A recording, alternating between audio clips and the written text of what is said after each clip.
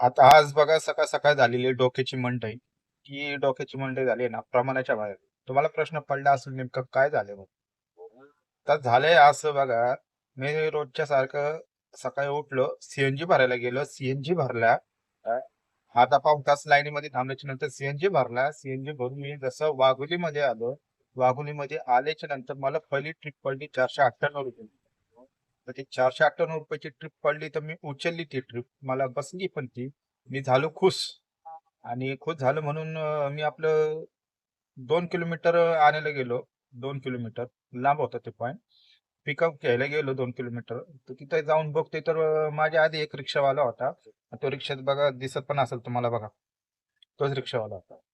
आता तो रिक्षावाला होता तर मी तिथं गेलो, जाऊन थांबलो तर तिथं म्हणजे 5 मिनिटं थांबल्याच्या नंतर एक लेडीज आली आणि लेडीज आली ती कन्फ्युज झाली की बाबा माझ्या याला दोन बुकिंग कशी काय. म्हणजे ट्रिप एकच, दोन जणाला ती ट्रिप बसली, दोन जणाला. आता ते दोन जणाला ट्रिप बसल्याच्या नंतर ती पण बाई कन्फ्युज झाली आणि आम्ही दोघं कन्फ्युज झालो. आता नेमकं करावं काय, यातनं तोडगा काढावं काय. तर आता तोडगा सोपा होता. थोडं किरकिरी झाली, वादावाद झाली. तोडगा सोपा मी निवडला.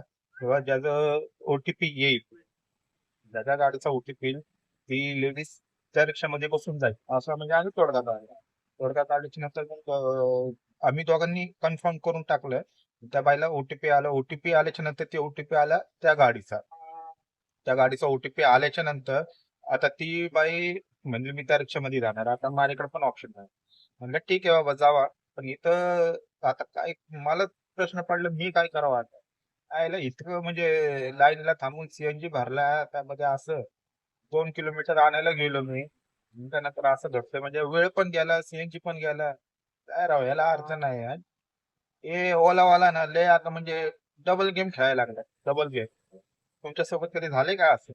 झालं असेल तर सांगा कमेंट मध्ये. मला तर लय बेकार हाल व्हायला लागले, फिलिंग इतकी बेकार आली ना, असं वाटतंय काय